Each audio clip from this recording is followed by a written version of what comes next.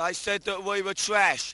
Well, the name is Crass, not Clash. They can stuff their punk credentials, just them that take the cash. They won't change nothing their festival talk. RAR badges and their protest wall. Thousands of white men standing in a park, objecting to racism, decaying in the dark. Black man's got his problems, he's right to deal with it. So don't fool yourself up with your white liberal shit. If you care to take a close look at the way things really stand, you'll see we're all just niggas to the rulers of this land. A typical Crass gig would be a big hall with banners everywhere, very dark, a lot of people milling around, drunk punks collapsed at the back, a few skinheads trying to cause trouble, a real air of atmosphere of tension, always on the lookout for trouble starting. Probably a rumour going around that there were 500 National Front skinheads coming to beat the shit out of us, so just waiting for the doors to burst open. And then getting on stage and being spat on and sometimes things thrown at you, but just like real sort of tension. Not for me, matching fast, sweeping up from not too far. Not for me, so that rights, just a point in any case. People ask me what I do, such as I'm willing you. Human punch, I'm just like me, a written Dr. Sarty. Standing on, I'm jumping on it, but I'm coming shit about anything. Like I'm not a silly wolf, all they are singing fools. You give us good money. I think what Crass was trying to do, but it had to do it in an orderly way, was to say that it is possible. You know, it's possible to exist outside of the framework. G and myself have really fought hard to sort of understand what it means, rather than just sort of falling into sort of conventional ways of dealing with it. We've maintained the open door policy, we've maintained, you know, trying to expand and extend that and incorporate anyone in the same way as Crass incorporated anyone.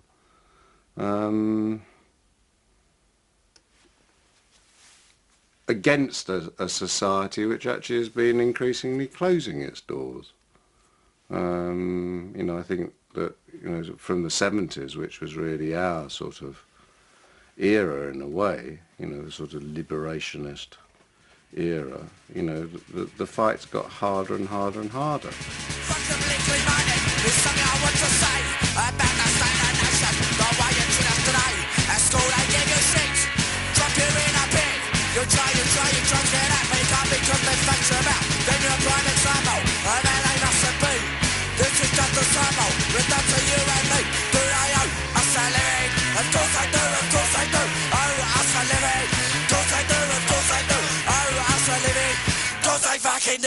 Do you want me to do it? Or No, I'm happy for that. All right, if you're up for it. What was he playing in then?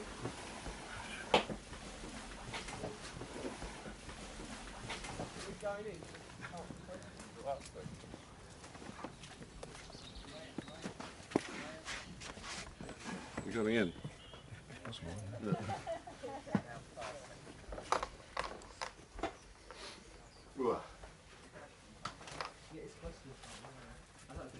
It might be an idea to see. Oh no, are we going to have the big fire tonight? That's where the permitted. Yeah, I think to start. It wasn't big enough for it, kind of dries it. So did anyone come up with any sort of interesting, or does anyone want to ask anything about the house or how it's run or what you've seen or not seen or anything? Or? I'm quite interested in the Crass agenda and how that's evolved. I was speaking to Ron earlier about it and wanting to find out about it. When I opened the doors up here, which was 40 years ago, whatever it was very much with the idea of being a creative centre. I mean, we were always organic because it's more sensible and it's cheaper, but always the prime reason for us being here, and most of the people who've remained as residents here have been artists or writers or filmmakers or musicians. And then in our spare time, effectively, we tend the garden and do all that stuff.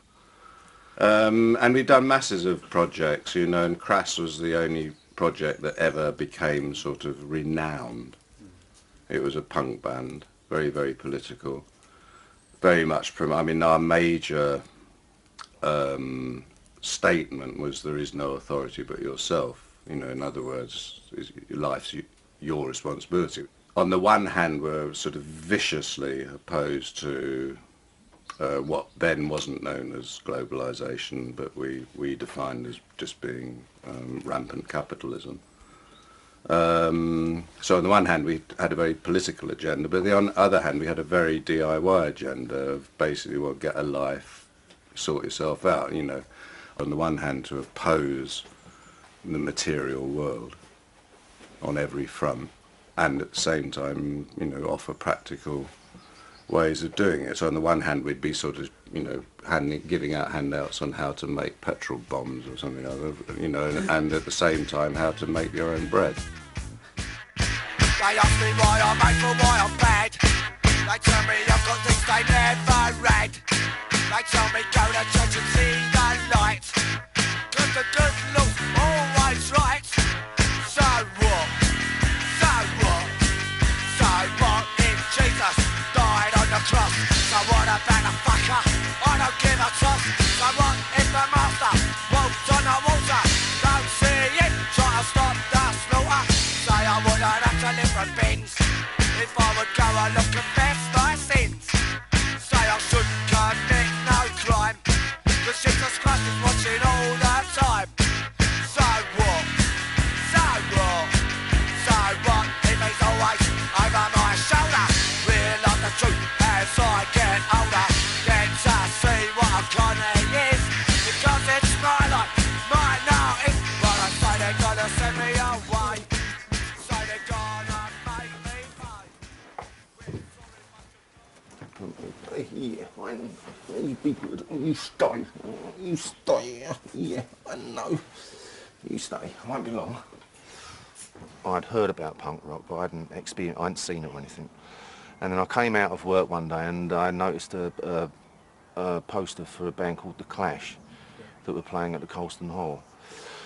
So I just went along to see what it was about, and I was just knocked out by it. That for the first time in my life there were a bunch of working class blokes, young men, looking absolutely really frightening, saying the sort of things that I'd always wanted to say.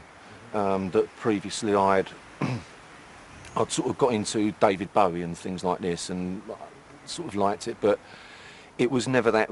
It was always that superstar thing, and now on the stage with these working class guys coming from the same background I had, saying exactly the things I wanted to say, and I was like, and then when Joe Strummer at the end of it said, if you think you can do better, start your own fucking band, and I was like, that's what I want to do that. So I went to visit Penny Rambo at Dale House. He was living there on his own at the time, and he said, what are you doing? And I said, I'm going to start a band. And he said, I'll play drums for you if you like. So then I said, well, what about other members? And he said, no, let's just have drums and vocals. And that's how it started. I was writing a lot, and then one day Steve turned up. I'd been listening to Patti Smith and some of that sort of stuff. I'd got an old drum kit, and we just started mucking about. As we went on mucking about, other people would turn up and they wanted to muck about as well. And really that's how it was. I mean, we certainly didn't take ourselves seriously, and we certainly didn't expect anyone else to take us seriously. We had no ambition to, well, I had no ambition, Steve might have done, but I certainly had no ambition to do anything, you know, within a sort of consensual, within the construct.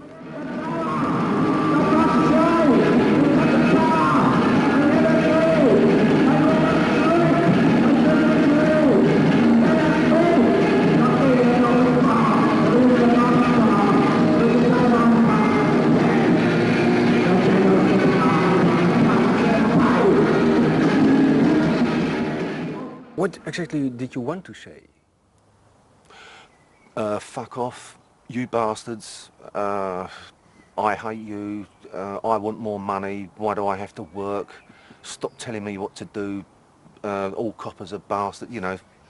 What does a young man want to say when he's angry? And it's, but then speaking with Penny Rambo, it was a bit more, well, perhaps have a, you know, just really think about what you want or what you don't like, and then be a bit more political about it, or, you know, personal political, so, and a bit more poetic, and, yeah.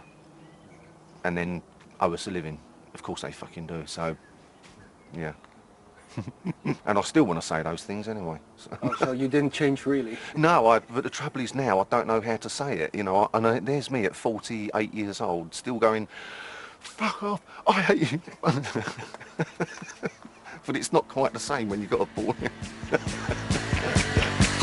am a product, I am a symbol, I'm endless, I'm lost, fruitless, I'm lost, guys. Well, I'm lost in back, don't sing myself, cause I'm in volume in the sunshine, chatting the inch, not by myself. This is things like your body, my child, I don't know. If I'm awesome, I'm the arm for that body wants, I'm a snack on everyone's music, I'm the left for that body wants to touch. Much. I am a sample, I am a scapegoat, my useless, useless, endless, mindless ideas. Well, let me know when I'm you far away, my body on you sticking a drop, I'm free trying to scum your sight, now the bad shot, that kind of shot. I don't want your fucking system, I don't want to be on your face, them torture, to resist them, no one like me, I'm just. There was a David Bowie song called Ziggy Stardust, and there's a line in it where he says, Ziggy played guitar, driving us that he was voodoo, the kids was just crass. And crass means grossly stupid and, you know, pathetic, so yeah, it's a good name. At that time, it was fun to be ignorant and stupid. Oh, that's why I chose the name Ignorant for myself, because at that time I was really ignorant about politics. I didn't know what I wanted or what I wanted to do. And people had said to me before, you're an ignorant bastard, Steve Ignorant. Simple as that. Well, Steve was from, you know, really basically quite a poor working class background, and I was from, you know, quite a wealthy upper class or upper middle class background. And generally speaking, I think it is true to say that most bands are made up of, you know, people from the same background, because generally speaking, younger people tend to hang around with people from their own background because it's more comfortable for them. And that did make us different. Well, my sort of middle class, sort of off the street experience, and Steve's working class on the street experience made a very, very interesting combination, I think. Yeah, it's not that I'm right wing or nothing, but, you know, England is the best country in the world. No. I've never seen any difference between sort of bohemian, beatnik, hippie, punk. I mean, they're all one of the same to me. So, I mean, I regard that just as a sort of authenticity, and, you know, or an attempt to achieve some sort of authentic lifestyle.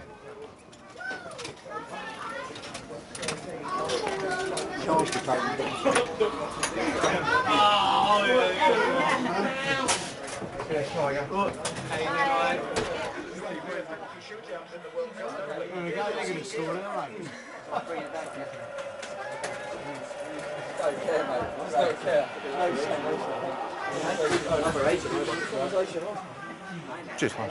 Despicable, no good lads that fly over nuts. Thank you. Come on, earn your money. Fucking saucer! What a wanger! Fucking idiot!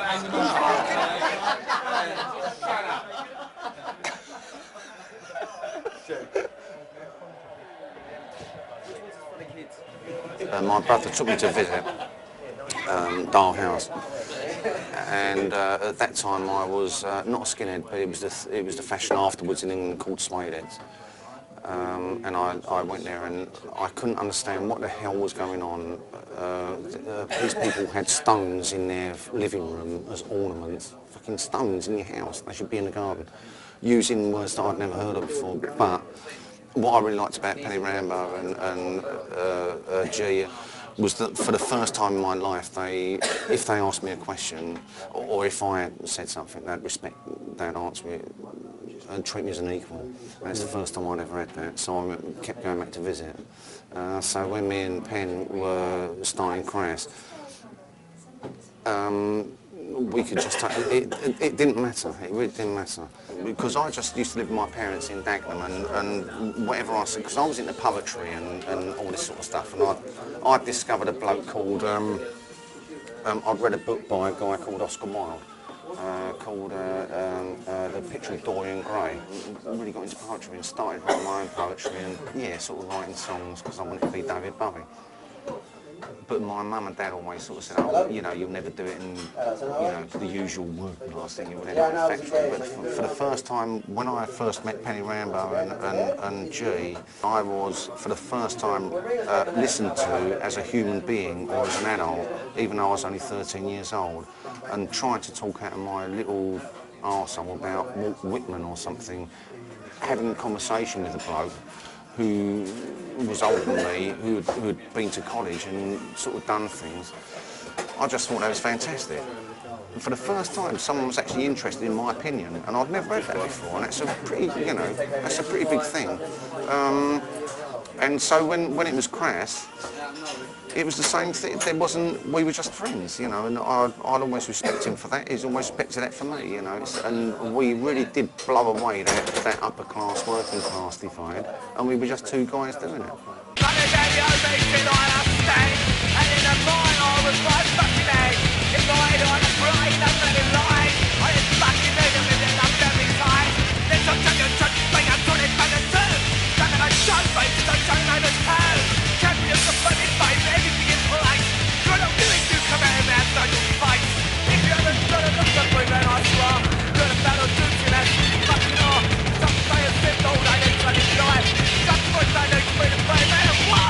We all lived in the same house.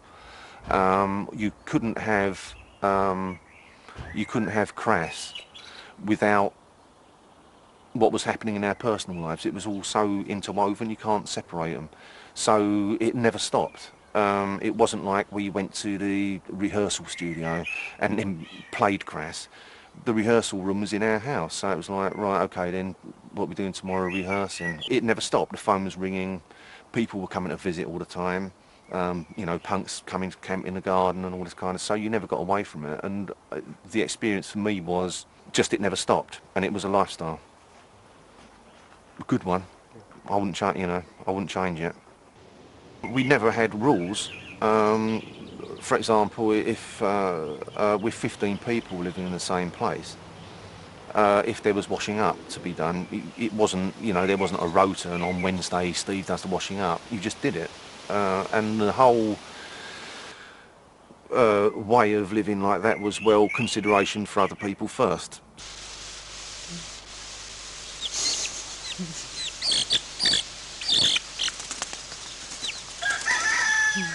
Is it running truly stuck? Is it running Has it truly gone? stuck? No, it's still up there. So I just come back. Just getting... Nick's taking some film. Oh, yeah? Quick, get in it. Quick. No, don't pretend. It's just I was getting like so fucking swamped with those flyers. Yeah. Do you want some help or something? Eh? Do you want some help? No, it's nothing to do with it. How high is it? Stay up there. Right at the top, but I think it's only held by about 2 branches. As usual. What? You don't look cool. That's all, just it's you. Yeah, you were.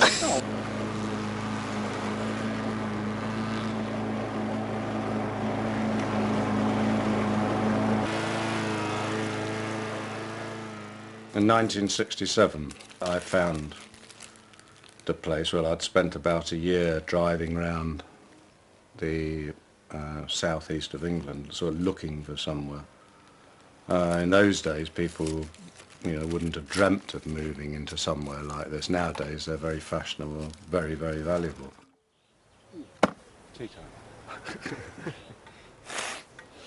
I saw a film, it's the end of The Sixth Happiness. There's a movie about Chinese inns, and they had this tradition of people turning, you know, like walking to the inn, and then they would tell their story, then the next day they'd move on and go somewhere else. And I was rather inspired at the idea of sort of opening up somewhere where people could come and they'd sort of pay for their supper and a bed by telling a story. That was my romantic idea. And my romantic idea was that if people liked it, they'd do something similar. So by now, 40 years later, or 38 years later, I thought there'd be hundreds of places like this right across Britain. But in fact, no one, as far as I know, has ever attempted to recreate the system that this place works on, because, as you know, it's not a commune, it's an open door.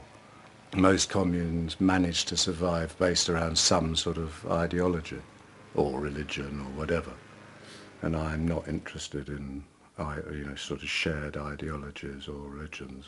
And the open door policy, which is the one we have operated on since then, allows people to come and it allows people to go, and it allows conflicts to develop and allows loves to develop, all sorts of things without any condition. It's a very unconditional state of affairs. And creatively, I suppose that was reflected in the sense that, you know, if someone said, oh, can I join the band? And there wasn't any question as to yes or no. I mean, it was an automatic, of course you can, what can you do? And it didn't matter if they couldn't do anything at all, like Andy. I mean, he hadn't got a clue what to do with the guitar, but, you know, he got one and made a noise on it, so that's good enough.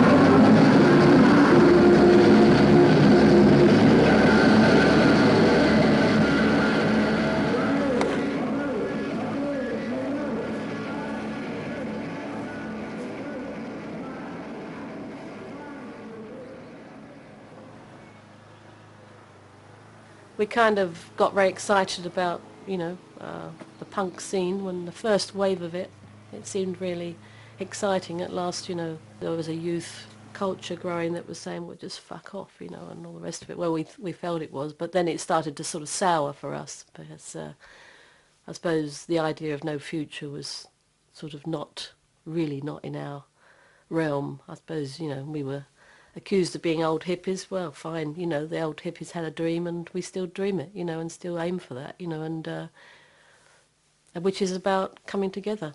And, you know, that's difficult in itself. So I suppose we took up that area of music and expression because none of us were musicians particularly. And the whole ethos was just get up and do it, just express it.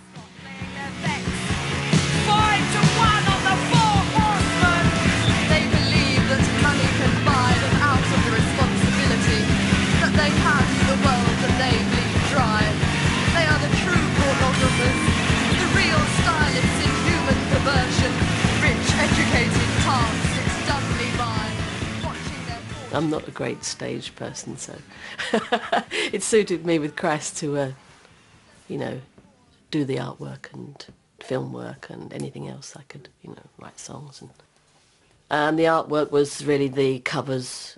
Yeah, I mean, it was really the involvement with the whole aesthetic of presentation, really, because I think it's really, really important. It's another language. I mean, and we were all very interested in not only the words, not only the sound, but the presentation and how we could try something very new and try to cut through and find a new language, really. It seems to have been very positive for a lot of people on different levels. I mean, hopefully it didn't, well, I know it didn't come over as dictatorial at all in what we were trying to say. I think obviously came over very angry.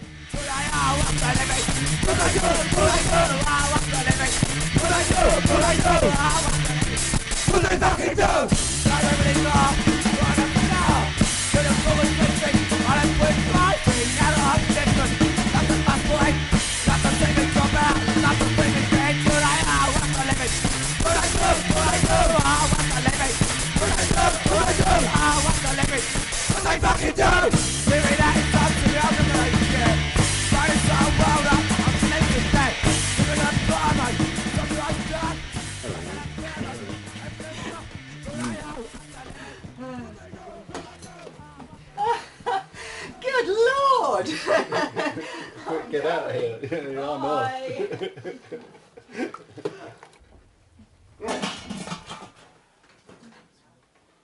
should go off with this.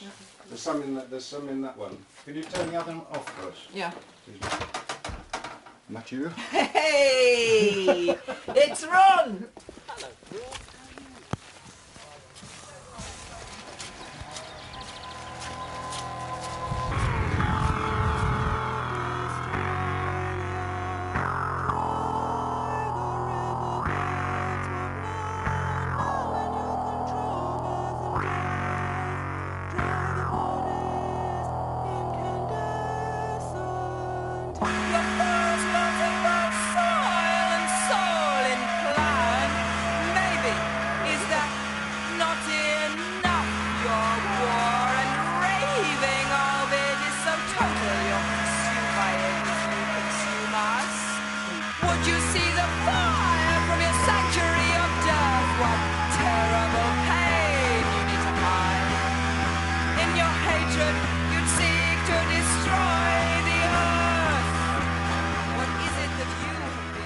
It will fulfil a lot of the needs we feel for a standard family that would live there. It won't do everything, okay, but as a start, as a way of reducing the impact on needing supermarkets, we thought that was one way we could start.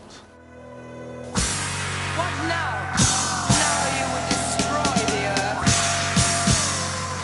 Drive through the beds. What now? Now in your control, birth and death, dry the bodies. What we're doing this weekend, we're running a basic introduction to permaculture weekend. It's looking at just different ways, sustainable living really. It's looking at ways we can grow our food sustainably, build sustainable housing, forestry management, water management, all kinds of aspects of human life really that we can actually do in more sustainable ways than we are currently in our culture at the moment. To absorb it and seal it so that you don't get smells, you know. Lifting the Will lid. is it supported by anything then? Will it, I mean, that looks a bit precarious, like you could fall. Yeah, I mean, well, you'll get used to it. Yeah. No, I mean, it's all going to be boxed in, and there's going to be a structure. There'll be a surrounding structure. Yeah, that was just that's just a demonstration, honest. Yeah. Hey, you know what I thought? Up there, there's two desks which actually are still as desks. Oh, right. Yeah. Well, we could use one of them because they're double lidded. Look, and that fits. Yeah. As a sort of, so to use the bog, you lift that up. Yeah, that would. And the other totally one enclose. could enclose the grass or whatever, and it would look neat. It would. It's ready made with hinges. We need to, yeah. Mm. So we've got to have that space, haven't we? Yeah. Well, there was this idea of going and get another spade. Mine! A bit zapperish. Oh, lovely lad. Yeah. I think we should. You can actually see it go down. Shall I drop one? No!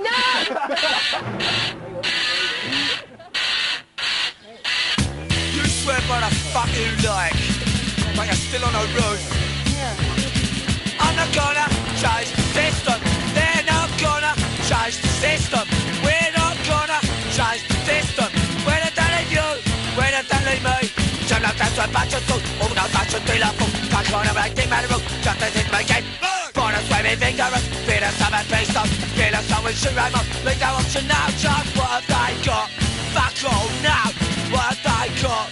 Swimming pools, where do you get it? Follow the rules, system. Keep their fingers on the brush, then a let us understand. For a better cool to The whole philosophy of the open house, it was set up as a creative house, whatever that meant to people. So there's been films, books, music, everything written here or done, painted here, or gardening. It didn't have to be the fine arts. It went into all sorts of things, Some people make a great art of making a fine cup of tea, which is fantastic, making bread. It has the extension, logical extension, is really doing something with a heart. So that whole ethos has never changed really, and Crass wasn't any different, and all the things that have happened since is not any different. The spirit's the same. No, is the swift answer to that. There were three, unless there are more Unless there were more down the bottom there. One of the greatest battles I've ever fought is just to remain in this place, you know, which is rightfully mine. You know, because commodity culture wanted it, because it's worth a lot of money. Doesn't matter whether it's sort of, you know, the burial ground and the creation ground of soul, you know, they want it.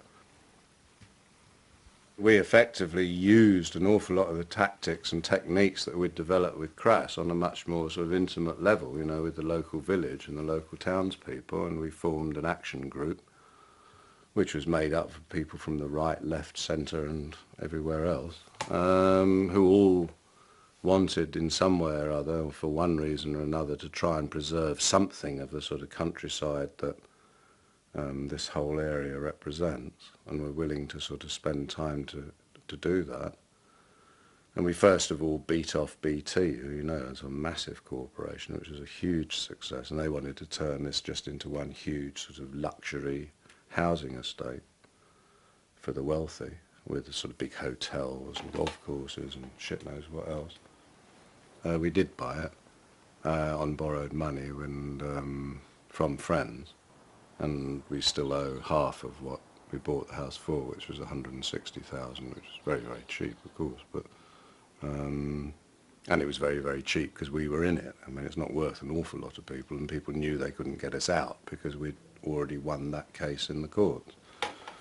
I mean, what I want to do, what I hope I'm able to do, is to finish paying off the house and then put it into trust, because that way, you know, maybe in 50 years, there'll still be people like us sitting around talking about nice things.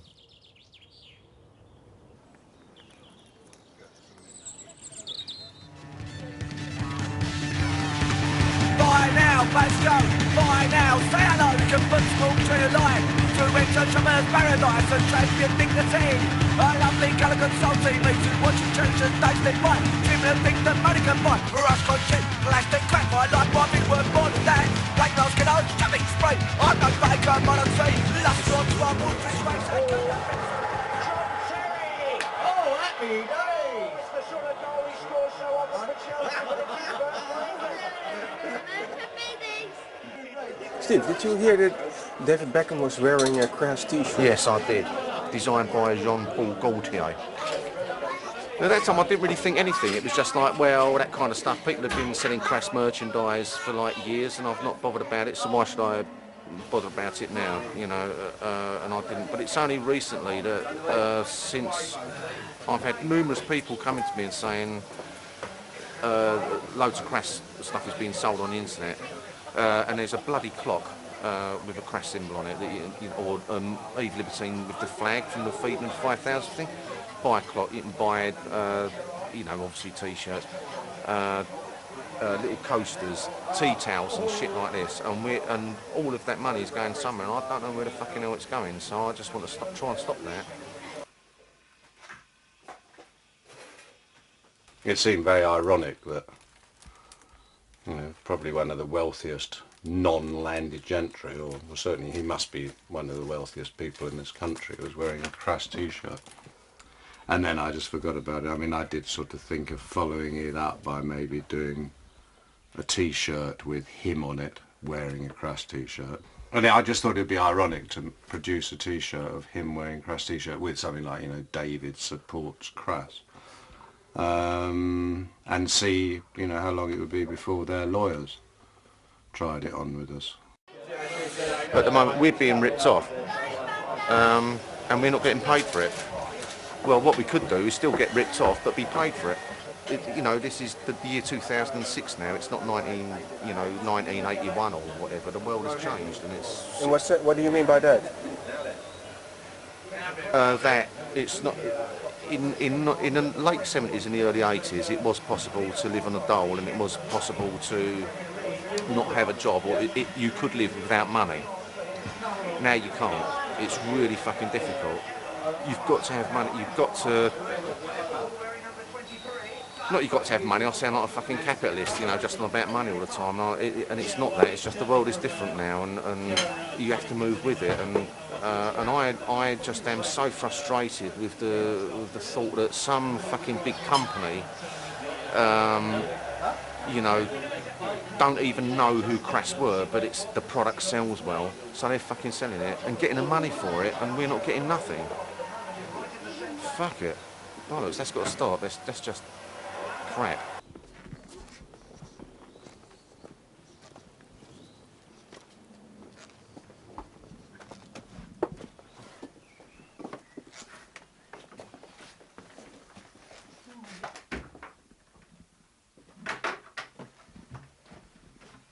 That's it. The old rehearsal room. And there's an old drum skin with a Crass symbol on it. The only bit remaining.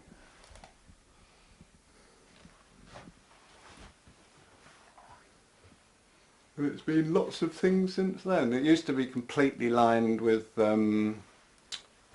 carpet, and then we had carpet and strips right across the ceiling so that it, you know, soundproofed it a bit, because it was pretty bloody noisy in there, as you can imagine. There was 5 of us playing. But, yeah. I think it might be. Oh, there we go. Yeah, I told you we lost all the banners, didn't I? In Amsterdam. But one remained, which has to be the right one, really, doesn't it? Oh,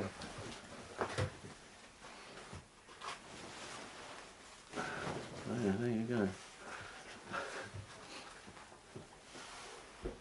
I should be doing "There is no force but yourself," all right? Yeah. Yeah. The one remainder. Now, an old Remo head. Whoa!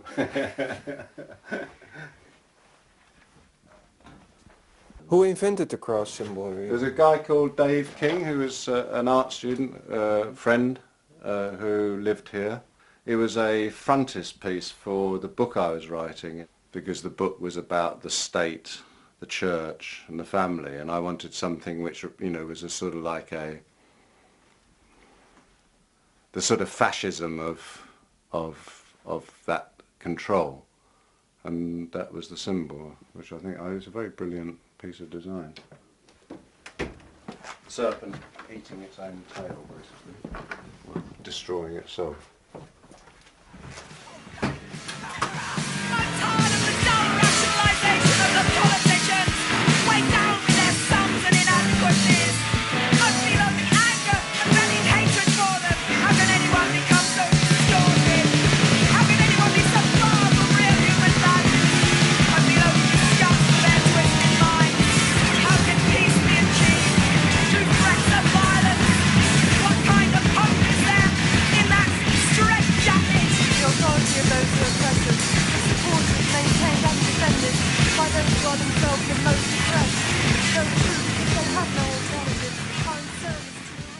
And how exactly was Crass socially and politically active? How direct?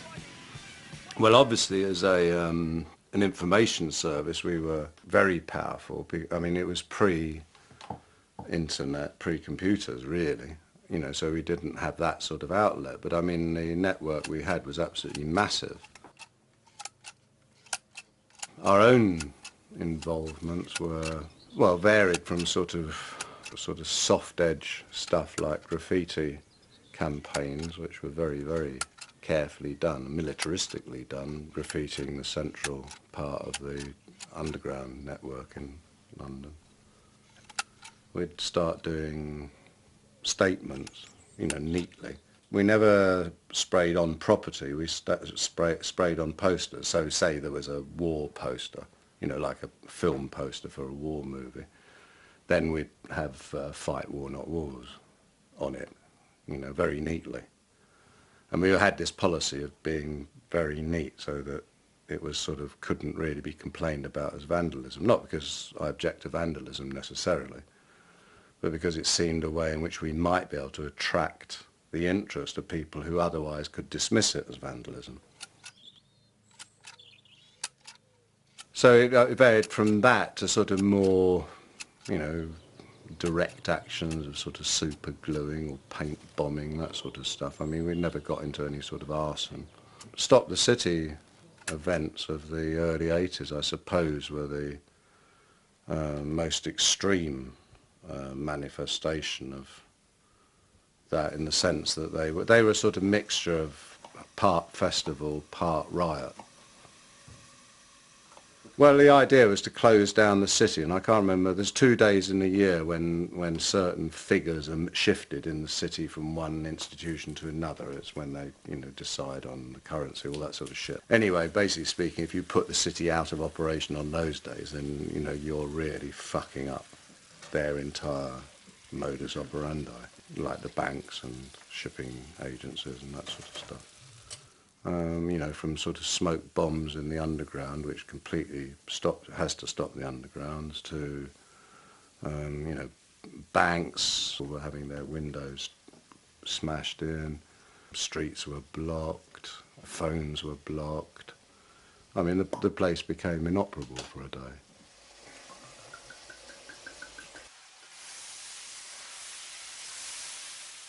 I believe, you know, that it set a pattern. I mean, certainly Reclaim the Streets came out of the Stop the City movement, and, you know, inevitably I think that, and the Stop the City thing actually did spread right across the globe.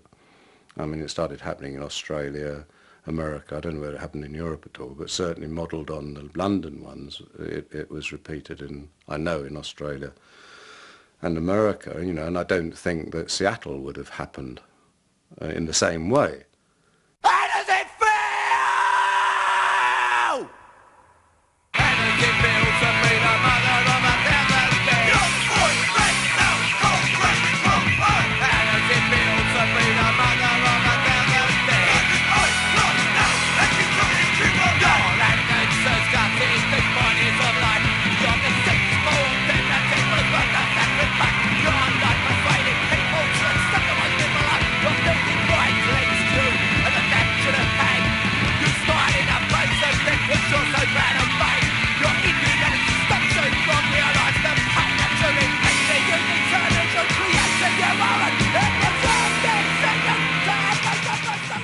We released a record called How Does It Feel to Be the Mother of 1,000 Dead? And writing for one of the daily newspapers here was a guy who did the music bit in it, or the pop bit, fucking prick. And his brother was a Conservative politician in Enfield. So he says to his brother, look, what this band called Crass have done, they've written about how does it feel to be the mother, so the politician gets the arsehole, says how outrageous the record is and it's disgusting. Then we found, of course, then there was a circular, a memo passed around the House of Parliament in the Tory party saying on no account must any member of the Conservative Party have anything whatsoever to do with a band known as the name of Crass. The opposition Labour government heard about it. We then started receiving letters of support from the Labour MPs, and then a Labour MP actually mentioned it in the House of Commons at Prime Minister's question time. Has the Prime Minister listened to the latest record? How does it feel to be the mother of 1,000 dead? Thatcher needed something to boost her public faith. She was failing miserably on her agenda, on her, you know, internal agenda, and needed something to boost her popularity. I mean, it was very jingoistic, and she did do. How the fucking hell did, you know, Bush manage to, you know, gain credibility through going into Iraq? But he has done, you know, despite the fact that it, I mean, and how has Blair remained in power after supporting the invasion of Iraq? But they do because people are essentially jingoistic. Look at a football match. You'll see one tonight and see how jingoistic. I mean, it doesn't matter whether it's guns or footballs, you know. When the men are out, they're out, aren't they? It's very difficult, you know, for a country in a state of war to actually dare to say, I object, you know, because, I mean, we were accused of being traitors, you know, both in the national media and by people down in pubs and that sort of shit.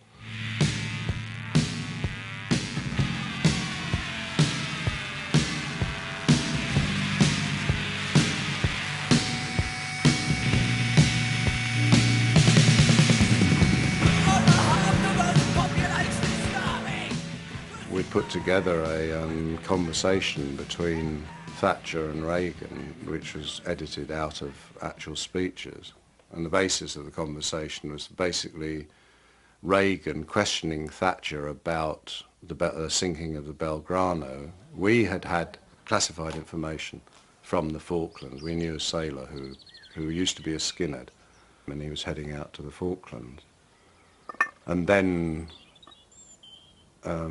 he contacted us somehow or other as he was returning and just spewed out all this information about the sinking of the Belgrano and the sinking of the Sheffield. The sinking of the Sheffield was something that still hasn't really come to light. I think it was 4 ships. It was one of the big flagships that actually Prince Andrew or Prince Edward, but one of the royal sons was on board. So obviously they had to ensure that that wasn't going to get whacked. The naval response was to order that 3 of the 4 ships should send up flak, you know, which is silver foil, which diverts missiles. Yeah. And the other one wasn't informed, the Sheffield.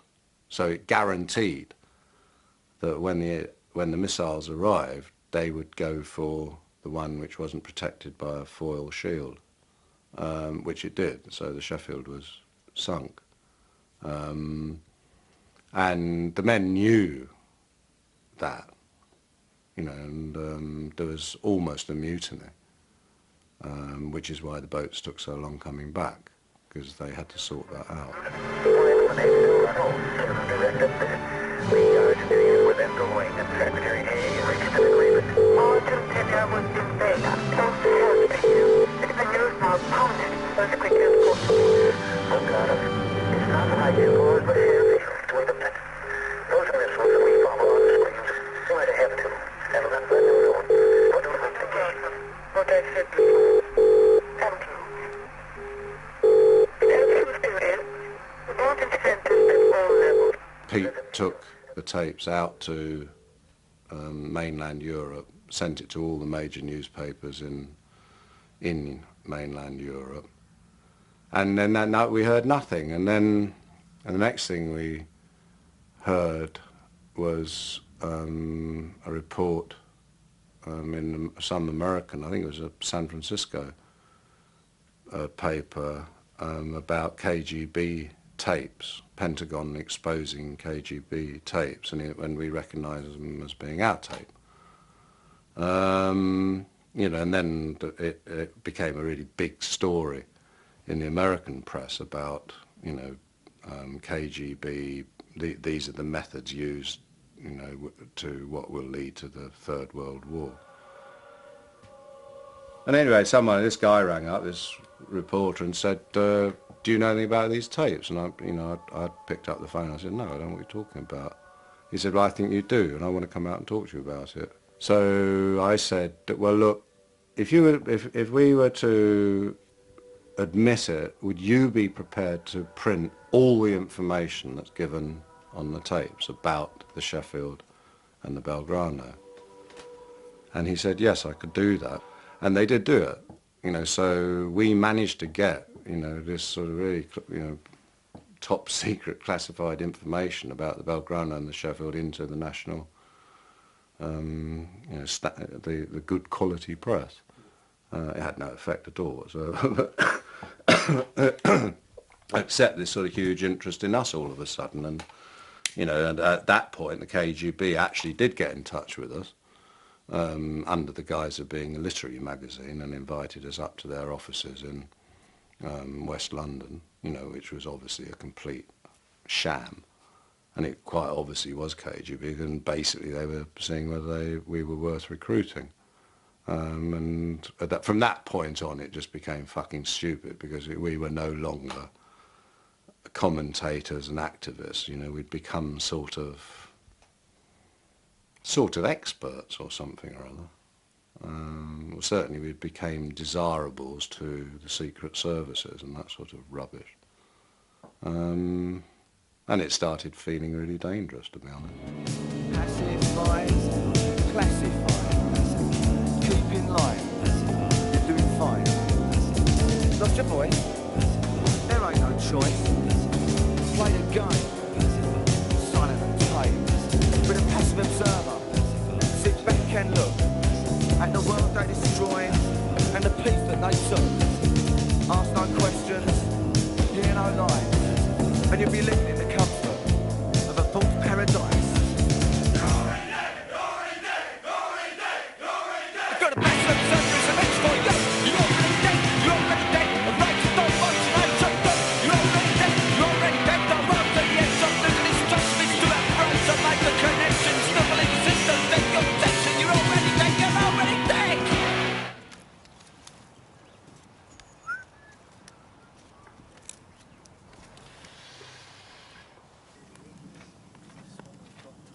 There are flames anyway, so it's looking better.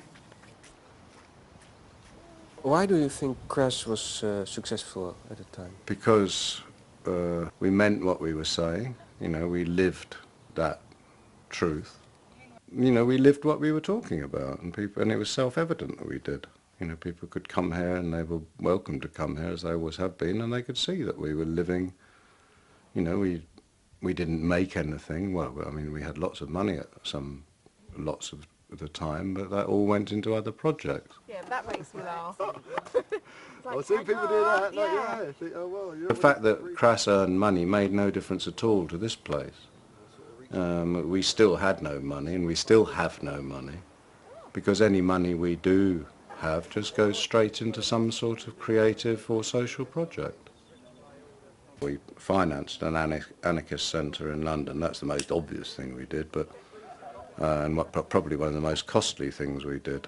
But we never, every gig that we did, any money that we made went to some local organisation, you know, Rape Crisis Centre, or maybe some kid who wanted to make a fanzine, or some band needed a speaker, or the youth club needed a table or a ping pong table or something. But we never ever, we took what we needed, which was enough to pay the petrol, have some food. We never stayed in hotels or anything like that. We just asked people where they got somewhere we could stay.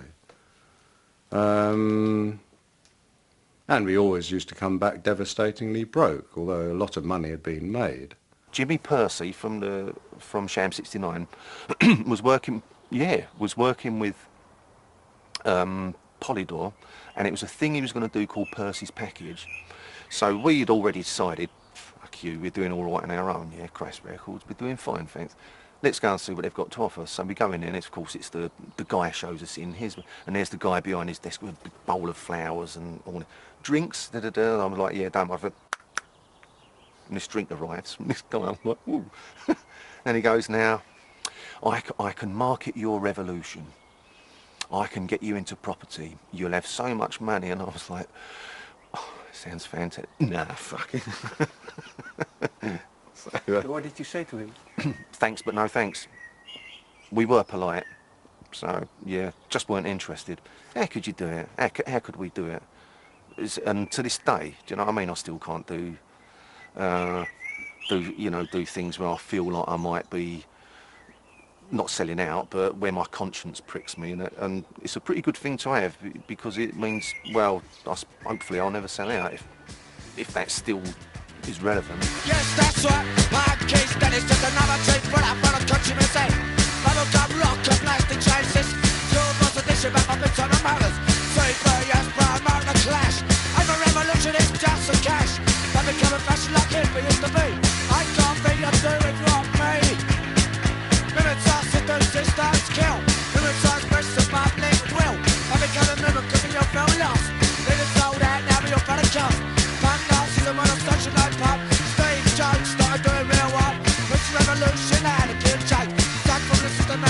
night.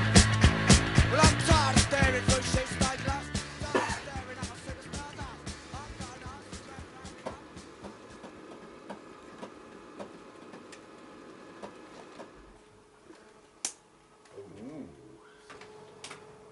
Oh, that's beautiful. Oi. Ignorant and G. Yeah. God. Romantic, even. Oh, the master's still up. Mm. That's Joy. Ron, Ron. me, and Nima.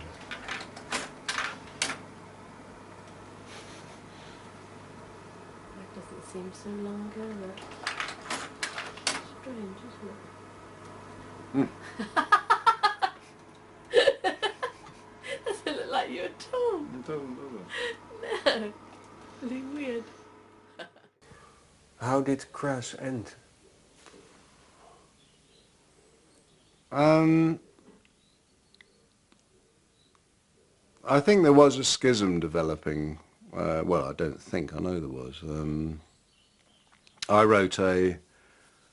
We did a tour in 83, I think it was, and I wrote a article questioning the honesty of pacifism, in the sense that it's very easy to preach it, but can you follow it through? But anyway, that was, you know, it was becoming obvious by then that, you know, there was a very distinct separation going on. And it wasn't just sort of the pacifist activist thing, it was the security, not security thing, or the sort of spiritual materialist thing, all sorts of different things, you know, there were schisms appearing. And so there's that. I mean, that's a simple thing, but it's quite an important thing, because some of the people were obviously sort of, well, they were sort of looking at it as a livelihood. Well, I don't get that. I don't understand livelihood. You know, I understand life, but I don't understand livelihood. You know, I think it's a sort of absurdity. We're not prostitutes. I'm not a prostitute. I was actually quite ill, physically ill. I kind of wore myself out, because for me it was continual. You know, the band kind of rehearsed and did the gigs, and, you know, I would be there doing the films, you know, operating a lot of the stuff. But when I got back, I would have to start a new cover. So it was quite an intense kind of 8-9 years. You know, when we stopped, we knew we were going to stop then anyway. We'd always said 1984. So when Andy left, I think 83 or beginning of 84, we knew that was a natural ending anyway. So there was no way we would replace him. He just wanted to get back to what he really wanted to do, was painting and stuff. And I think he was worn. I think everybody was worn out, quite honestly. You know, and also, you know, the whole way we'd been put on a pedestal, you know, and the way people were waiting for Crass to, what should we do next, you know, and that wasn't what we were there for. You know, it was to empower people, not to empower people to say, well, what do we do now? You know, where do we go next? You know, that wasn't our role. You know, we were just trying to share maybe an insight that we felt we had and experiences that we'd had. In the very beginning, 1984 was the cut-off time anyway. If we couldn't say what we wanted to say in that time, then there was no point in going on. So Then it would be an institution. yeah, exactly, and that's what it was becoming, and we weren't interested in it. You know, 7 years away from your own being is a long time. And we all were. Is that what it felt like? Yeah, yeah. I mean, we were living we were living we were living a theatre, you know, for day and night. You know, I remember once making love with Eve and thinking, oh, I'm making love to Eve Libertine. I'm not making love to Bron Jones, who's my girlfriend. You know, I'm making love to a sort of idea. You know, that sort of thing. And you sort of realise that actually, in 7 years, you can become quite an idea of yourself, and not yourself, because you've forgotten who yourself was, because every day, every fucking moment, you know, it's either in the studio, writing a song, doing an interview, being this, being that. You know, you didn't have time to to know who you were. And that's why it was so painful for us when the band stopped, because suddenly, you know, you'd be sitting at breakfast and there'd be someone sitting the other and you'd think, well, who the fuck are you? Because we hadn't got the common connection anymore. I am alone. I don't know about you. And I am the moment. And I am the grace. And this is my time. And this is my place. I won't accept no sorry apology, no pale reflection of possibility. There is no force but my own.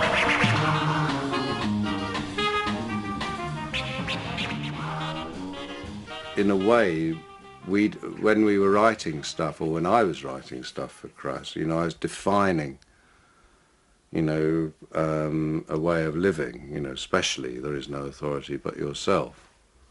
You know, which basically, I suppose because G and myself have stayed here, we've had to try and live up to that. You know, all the time we're being, like you've come here because of that. You know, basically to see if we were doing it. You know, well, that's true, isn't it, in a way? You know, to what extent did that dream work? And I mean, that's a question we both ask ourselves all the time. You know, to what extent does the dream work? You know, how could we make it work better?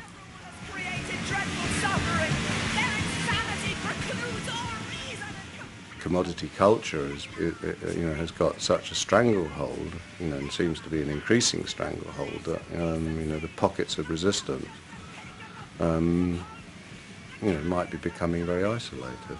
Where are the angry young men and women of today that are actually saying, apart from little band, you might see a punk rock band in a pub somewhere, but where are these people in the establishment, or in the established, you know, pop world or the music industry, who are saying, this is fucking wrong, fuck you, stand up and, you know, what happened to that voice? It's all sort of gone.